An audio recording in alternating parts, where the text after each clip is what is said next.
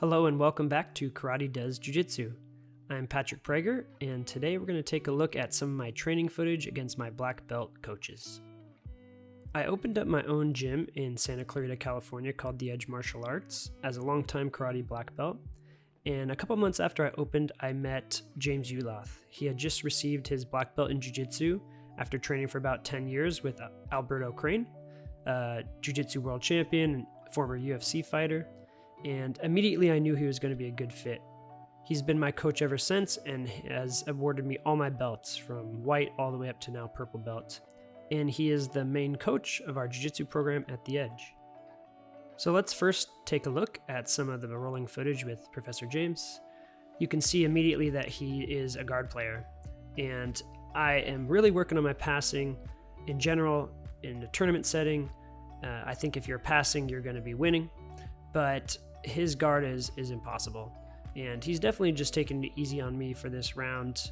My main goal for this was to try to remain calm and to make sure that I'm not trying to force things that aren't there, as well as be really careful about his grips.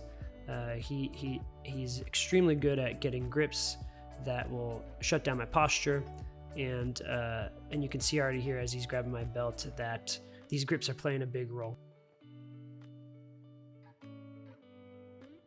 With that in mind, I've started to really focus on knee rides more than smash passing against these guys. A lot of my training partners have really long limbs. They're a lot taller than me.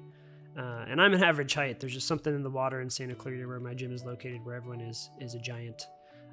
But playing with an upright posture is something that I'm working on. And you can see he's already now transitioning into a lapel guard, which I'm trying to avoid letting him trap my arm. And he's able to suck me back into his half guard here, and he's looking to pass that lapel over my arm, my left arm, and control my posture.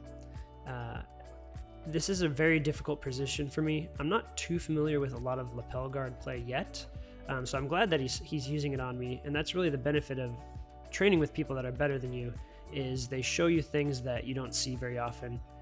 If you're always the best person in the room, then you're not gonna get a very good look at some of these things that you're unfamiliar with, and it really is hard to grow, in my opinion. So challenge yourself and definitely train with people that are better than you. It's gonna help you in the long run, even if you have to take a little ego hit, and that's something that I really try to focus on, especially now as a purple belt. And as you can see, things are not going well for me here. My arm is still trapped. He still has the lapel grip. I tried to do something here athletic, and it just results in a sweep. I try to rely on my athleticism a lot, and I think a big transition as I go from purple up to the advanced belts is to blend my athleticism with smart decision making and more thought about my technique in general. The round pretty much ends there with him on top. Let's take a look at one of my other coaches here. I've also been lucky enough to take weekly classes with Sergio Machado, another Jiu-Jitsu world champion, Pan Am champion, and he teaches classes at the Karate School, America's Best in Chatsworth, California. He runs their program under Team 3, and I've been lucky enough to train with him for a couple years now weekly, and he's really helped me develop parts of the game that my main coach, James, doesn't focus on. Both of them are super gracious to allow me to train, cross-train, I should say, with each other, and it's really helped me as their student. So here we're doing wall drills. The person on the bottom is going to start in an open guard. The person on top has to pass. And right away you can see the difference in style between my coaches. Sergio is a pressure passer first. He loves passing guard, and don't get me wrong, he has an excellent guard himself, but he wants to put that pressure on you. He wants to put that pain on you a little bit and really force the action with passing rather than guard work. And my main goal in this round against Sergio in particular is to just not give up. I know that sounds generic or cliche, but at this point, and something that he preaches a lot, is to keep fighting until the end. So as you can see, I'm constantly hipping out, shrimping out, rolling or inverting to make sure that I can keep him below my hip line here. And that's only going to work for so long, but as you can see, I'm really trying to make sure he doesn't solidify that guard pass. That's something that's important, especially in a tournament setting. And I was proud of not giving up here. Sometimes you just need those little wins to really make some progress. And that doesn't always mean you're winning the round, for lack of a better term. Sometimes it's just that you're surviving for longer. And here's another couple clips from this same training session. This is one of my main training partners and another longtime black belt, someone who is on my black belt team every time I test in American Tong Sudo. And he's a blue belt in Jiu Jitsu now.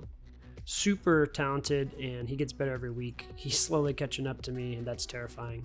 But today I managed to get my lasso guard and finish a lasso sweep to maintain King of the Hill status and face another one of my training partners coming up, John. Now, John is an awesome training partner, an awesome human being, fellow purple belt, and somebody who really pushes me each class. Here he's trying to kill me with the cartwheel. It doesn't work for him, but I have no doubt he'll catch me with it soon. I managed a single leg X and to sweep him, and that means I get to spend one more round trying to fend off some more people trying to take me out. I'm going to show another round here while we're working lasso guard, or starting in lasso guard and starting our sparring rounds from there. Well, I just talked about some of the lessons learned from facing Jiu-Jitsu black belts and why I love training with people that are better than me.